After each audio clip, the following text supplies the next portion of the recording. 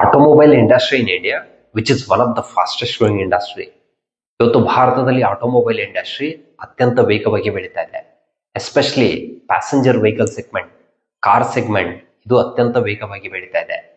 ಈ car segment ಭಾರತದಲ್ಲಿ ಅತ್ಯಂತ ವೇಗವಾಗಿ ಬೆಳೆಯೋದಕ್ಕೆ ಅನೇಕ ಪಾಯಿಂಟ್ಗಳು ಇದಕ್ಕೆ ಸಪೋರ್ಟ್ ಮಾಡ್ತಾ ಇದ್ದಾವೆ. ಮೊದಲನೇ ಪಾಯಿಂಟ್ ಬಂದ್ಬಿಟ್ಟು increasing income level. Nowadays people are earning good amount of money.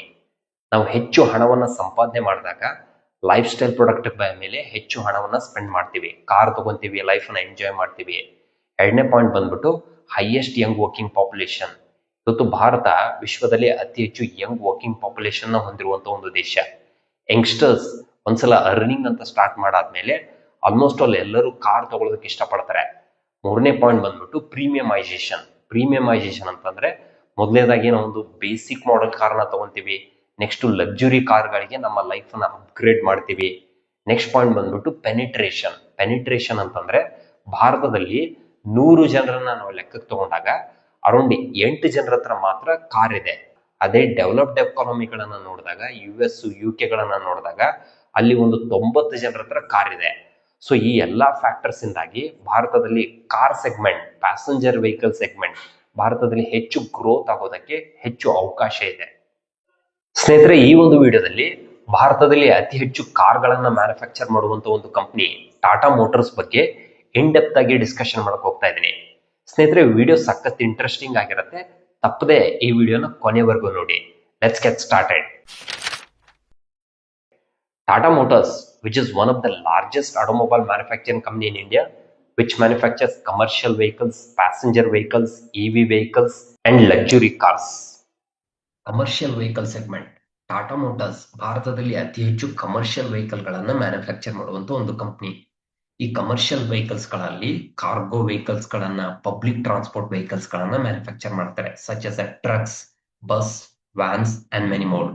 ಇಲ್ಲಿ 37% ಆಫ್ ಮಾರ್ಕೆಟ್ ಶೇರ್ ನ ಇವರು ಎಂಜಾಯ್ ಮಾಡ್ತಾರೆ. ಅದ್ರ ಜೊತೆಗೆ ಭಾರತದಲ್ಲಿ ಪಬ್ಲಿಕ್ ಟ್ರಾನ್ಸ್ಪೋರ್ಟ್ ಆದಂತ ಬಸ್, ಸೊ ಭಾರತದ ಎಲ್ಲಾ ರಾಜ್ಯಗಳಲ್ಲಿ ಸರ್ಕಾರಿ ಬಸ್ಗಳನ್ನ ಯಾರು ಮ್ಯಾನುಫ್ಯಾಕ್ಚರ್ ಮಾಡ್ತಾರೆ ಅಂತಂದ್ರೆ ಟಾಟಾ ಮೋಟಾರ್ಸ್. ಕರ್ನಾಟಕದಲ್ಲೂ ಕೂಡ ಬೆಂಗಳೂರಿನ BMTC ಬಸ್ಗಳನ್ನ ಟಾಟಾ ಮೋಟಾರ್ಸ್ ಮ್ಯಾನುಫ್ಯಾಕ್ಚರ್ ಮಾಡ್ತಾರೆ. ಕರ್ನಾಟಕದಲ್ಲಿ ಅಷ್ಟೇ ಅಲ್ಲ, ಬೇರೆ ಎಲ್ಲಾ ರಾಜ್ಯಗಳಲ್ಲೂ ಕೂಡ ಎಲ್ಲಾ ಸರ್ಕಾರಿ ಬಸ್ಗಳನ್ನ almost all Tata Motors manufacture ಮಾಡೋದು. ಇನ್ನು ಪ್ಯಾಸೆಂಜರ್ ವೆಹಿಕಲ್ ಗಳಲ್ಲಿ ಟಾಟಾ ಮೋಟಾರ್ಸ್ ಅತಿ ಹೆಚ್ಚು ಪ್ಯಾಸೆಂಜರ್ ಕಾರ್ಗಳನ್ನ ಮ್ಯಾನುಫ್ಯಾಕ್ಚರ್ ಮಾಡುವಂತ ಒಂದು company. It manufactures sedan, SUV, electrical vehicles and many more. Some of the top brands are Tiago, Tigor, Altroz, Punch, Nexon, Curvv, Harrier and Safari. ಇನ್ನು luxury ಕಾರ್ಗಳಲ್ಲಿ Land Rover ಮತ್ತು Jaguar ದೊಡ್ಡ ಮಟ್ಟದ success ಆಯ್ತು. ಇತ್ತೀಚೆಗೆ defender ಮತ್ತು Discovery ಅನ್ನೋ ಹೊಸ ಕಾರ್ಗಳನ್ನು ಕೂಡ ಅಕ್ವೈರ್ ಮಾಡ್ಕೊಂಡಿದ್ದಾರೆ. ಇನ್ನು EV car, so Tata motors ಭಾರತದಲ್ಲಿ ಅತಿ ಹೆಚ್ಚು EV ಕಾರ್ಗಳನ್ನ ಮ್ಯಾನುಫ್ಯಾಕ್ಚರ್ ಮಾಡುವಂತ ಒಂದು ಕಂಪನಿ. ಸೊ ಟಾಟಾ ನೆಕ್ಸಾನ್ ಅನ್ನೋ EV ಕಾರು ದೊಡ್ಡ ಮಟ್ಟದ ಸಕ್ಸಸ್ ಆಯ್ತು. ಅದ್ರ ಜೊತೆಗೆ ಭಾರತದಲ್ಲಿ EV ಕಾರ್ಗಳನ್ನ ಮೊದಲನೇದಾಗಿ ಲಾಂಚ್ ಮಾಡಿದ್ದೆ Tata motors. Tata Motors EV segment ನಲ್ಲಿ ಹೆಚ್ಚು ಬೆಳೀತಾರೆ. ಈ ಸೆಗ್ಮೆಂಟ್ ಅನ್ನ ಅವರು ಲೀಡ್ ಮಾಡ್ತಾರೆ ಅನ್ನೋದಕ್ಕೆ ಅನೇಕ ಪಾಯಿಂಟ್ಗಳು ಅದಕ್ಕೆ ಸಪೋರ್ಟ್ ಮಾಡ್ತವೆ. ಯಾಕಂತಂದ್ರೆ EV ಸೆಗ್ಮೆಂಟ್ ನಲ್ಲಿ ಅವರು ಒಂದು ಒಳ್ಳೆ ಸಪ್ಲೈ ಚೈನ್ ಅನ್ನ ಕ್ರಿಯೇಟ್ ಮಾಡಿದ್ದಾರೆ. EV ಕಾರ್ಗಳನ್ನ ಮ್ಯಾನುಫ್ಯಾಕ್ಚರ್ ಮಾಡುವಾಗ ನಮ್ಗೆ EV ಬ್ಯಾಟರಿ ಸೆಲ್ಸ್ ಬೇಕಾಗತ್ತೆ. ಅದಕ್ಕೆ ಟಾಟಾ ಕೆಮಿಕಲ್ ಅನ್ನೋ ಒಂದು ಟಾಟಾ ಗ್ರೂಪ್ ಕಂಪನಿ ಈ ಬ್ಯಾಟರಿಗಳನ್ನ ಸಪ್ಲೈ ಮಾಡತ್ತೆ. ಟಾಟಾ ಎಲಾಕ್ಸಿ ಡಿಸೈನಿಂಗ್ ಪ್ರೋಸೆಸ್ ಅನ್ನ ನೋಡ್ಕೊಳ್ಳುತ್ತೆ. ಟಾಟಾ ಪವರ್ ಚಾರ್ಜಿಂಗ್ ಸ್ಟೇಷನ್ ಅನ್ನ ಸೆಟ್ ಮಾಡುತ್ತೆ. TCS ಇನ್ನೋವೇಷನ್ ಮತ್ತು ಟೆಕ್ನಾಲಜಿಗೆ ಸಂಬಂಧಪಟ್ಟಂತ ಎಲ್ಲಾ ಕೆಲಸಗಳನ್ನ TCS ನೋಡ್ಕೊಳ್ಳುತ್ತೆ. ಸೊ ಕಾರ್ಗಳನ್ನ ಮ್ಯಾನುಫ್ಯಾಕ್ಚರ್ ಮಾಡುವಾಗ ಸ್ಟೀಲ್ ಏನ್ ಬೇಕಾಗತ್ತೆ ಅದೆಲ್ಲವನ್ನ ಟಾಟಾ ಸ್ಟೀಲ್ ನೋಡ್ಕೊಳ್ಳುತ್ತೆ. ಆ ಕಾರಣದಿಂದಾಗಿ ಟಾಟಾ ಮೋಟಾರ್ಸ್ EV ಸೆಗ್ಮೆಂಟ್ ನಲ್ಲಿ they are going to rule. ಅವರೊಂಥರ ಲೀಡರ್ ಆಗಿ ಕನ್ವರ್ಟ್ ಆಗ್ತಾರೆ EV ಸೆಗ್ಮೆಂಟ್ ನಲ್ಲಿ. ಸ್ನೇಹಿತರೆ, ನಾವು ಯಾವುದೇ ಒಂದು ಪ್ರಾಡಕ್ಟ್ ಅನ್ನ ಮೊದಲನೇದಾಗಿ ಅದನ್ನ ಮಾರ್ಕೆಟಿಗೆ ಬಿಟ್ಟಾಗ ಸುಮಾರು ಸಮಸ್ಯೆಗಳು ಬರುತ್ತೆ, ರಿಜೆಕ್ಷನ್ ಬರುತ್ತೆ. ಅದೇ ರೀತಿ ಟಾಟಾ ಮೋಟಾರ್ಸ್ 2019ರಲ್ಲಿ EV ಕಾರ್ಗಳನ್ನ ಲಾಂಚ್ ಮಾಡಿದಾಗ ಸೊ ಅವ್ರಿಗೂ ಕೂಡ ತುಂಬಾ ಸಮಸ್ಯೆ ಆಯ್ತು. They have faced lot of problems. ಅದರಲ್ಲಿ ಕೆಲವೊಂದಿಷ್ಟು ಪ್ರಾಬ್ಲಮ್ ಏನಂತಂದ್ರೆ, ಮೊದಲನೇದಾಗಿ EV ಕಾರ್ಗಳು ತುಂಬಾ ಎಕ್ಸ್ಪೆನ್ಸಿವ್ ಇದ್ವು. EV ಕಾರ್ಗಳಲ್ಲಿ ಲಿಮಿಟೆಡ್ ಚಾಯ್ಸ್ ಇತ್ತು. EV ಟೆಕ್ನಾಲಜಿ ಬಗ್ಗೆ ಜನಗಳಿಗೆ ಅಷ್ಟಾಗಿ ಗೊತ್ತಿರಲಿಲ್ಲ. ಸಪ್ಲೈ ಚೈನ್ ಇಶ್ಯೂ ಇತ್ತು, ಚಾರ್ಜಿಂಗ್ ಇನ್ಫ್ರಾಸ್ಟ್ರಕ್ಚರ್ಸ್ ಪ್ರಾಬ್ಲಮ್ ಇತ್ತು. ಈ ಎಲ್ಲಾ ಪ್ರಾಬ್ಲಮ್ ಇಂದಾಗಿ ಟಾಟಾ ಮೋಟಾರ್ಸ್ 2019-20ರಲ್ಲಿ ಅನೇಕ ಸಮಸ್ಯೆಗಳನ್ನ ಫೇಸ್ ಮಾಡಿದ್ರು. ಆದ್ರೆ ನಿಧಾನವಾಗಿ ಈ ಎಲ್ಲಾ ಸಮಸ್ಯೆಗಳನ್ನ ಅವರು ಜನರಿಗೆ ಅಡ್ರೆಸ್ ಮಾಡ್ತಾ ಬಂದ್ರು. ಇವಿ ಕಾರ್ಗಳ ಬಗ್ಗೆ ಹೆಚ್ಚು ಅವೇರ್ನೆಸ್ ಕ್ರಿಯೇಟ್ ಮಾಡಿದ್ರು, ಕ್ಯಾಂಪೇನ್ ಗಳನ್ನ ರನ್ ಮಾಡಿದ್ರು. ಆ ಕಾರಣದಿಂದಾಗಿ ಇತ್ತೀಚಿನ ದಿನಗಳಲ್ಲಿ ಹೆಚ್ಚು ಹೆಚ್ಚು ಜನ ಇವಿ ಕಾರ್ಗಳನ್ನ ತಗೋತಾ ಇದ್ದಾರೆ. ಸ್ನೇಹಿತರೆ, ಇವಿ ಕಾರ್ಗಳಲ್ಲಿ ಜನ ಮೊದಲನೇದಾಗಿ ಫೇಸ್ ಮಾಡಿದಂತ ದೊಡ್ಡ ಪ್ರಾಬ್ಲಮ್ ಅಂದ್ಬಿಟ್ಟು ಚಾರ್ಜಿಂಗ್ ಸ್ಟೇಷನ್.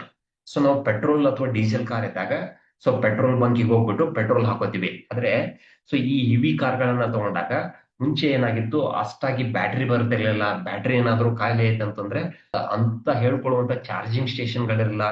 ಆದ್ರೆ ಇತ್ತೀಚಿನ ದಿನಗಳಲ್ಲಿ ಪ್ರತಿಯೊಂದು ಹೈವೇಗಳಲ್ಲಿ, ಪ್ರತಿಯೊಂದು ಸ್ಟೇಟ್ ನಲ್ಲೂ ಕೂಡ ಎಲ್ಲಾ ಕಡೆನೂ ಕೂಡ ನಿಮ್ಗೆ ಚಾರ್ಜಿಂಗ್ ಪಾಯಿಂಟ್ಸ್ ಗಳಿದಾವೆ. ನಿಮ್ಗೆ ಚಾರ್ಜಿಂಗ್ ಯಾವುದೇ ರೀತಿ ಸಮಸ್ಯೆ ಬರೋದಿಲ್ಲ ಇವಾಗ. ಸ್ನೇಹಿತರೆ, ಇನ್ನ ಟಾಟಾ ಮೋಟರ್ಸ್ ನ ರೆವೆನ್ಯೂ ಬ್ರೇಕಪ್ಸ್ ನಾವು ಅಬ್ಸರ್ವ್ ಮಾಡೋದಾದ್ರೆ, ಟಾಟಾ ಮೋಟರ್ಸ್ ಗೆ ಅತಿ ಹೆಚ್ಚು ರೆವೆನ್ಯೂ 68% ಆಫ್ ರೆವೆನ್ಯೂ ಬಂದ್ಬಿಟ್ಟು ಲಕ್ಸುರಿ ವೆಹಿಕಲ್ ಸೆಗ್ಮೆಂಟ್ ಇಂದ ಬರುತ್ತೆ. Where they will cell land rover, Jaguar, defender, Discovery car ಗಳನ್ನ ಸೆಲ್ ಮಾಡ್ತಾರೆ.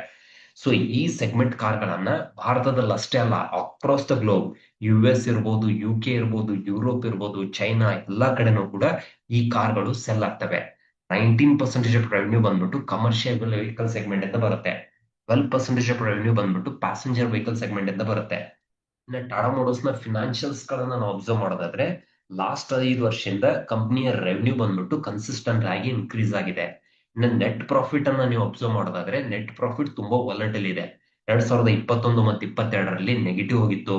23, 24, 25ರಲ್ಲಿ ನಿಧಾನವಾಗಿ ಮತ್ತೆ ನೆಟ್ ಪ್ರಾಫಿಟ್ ಕನ್ಸಿಸ್ಟೆಂಟ್ ಆಗಿ ಇನ್ಕ್ರೀಸ್ ಆಗ್ತಿದೆ. 2021 ಮತ್ತು 22ರಲ್ಲಿ ನೆಟ್ ಪ್ರಾಫಿಟ್ ನೆಗೆಟಿವ್ ಹೋಗೋದಕ್ಕೆ ಪ್ರಮುಖ ಕಾರಣ ಬಂದ್ಬಿಟ್ಟು ಸೊ ಇವಿ ಇನ್ಫ್ರಾಸ್ಟ್ರಕ್ಚರ್ಸ್ ಬಗ್ಗೆ, ಇವಿ ಕಾರ್ಗಳ ಬಗ್ಗೆ ಅವರು ಹೆಚ್ಚು ದುಡ್ಡನ್ನ 2021 ಮತ್ತು 22ರಲ್ಲಿ ಇನ್ವೆಸ್ಟ್ಮೆಂಟ್ ಮಾಡಿದ್ದಾರೆ. ಆ ಕಾರಣದಿಂದಾಗಿ ನೆಟ್ ಪ್ರಾಫಿಟ್ ಇಲ್ಲಿ ನೆಗೆಟಿವ್ ಹೋಗಿದೆ.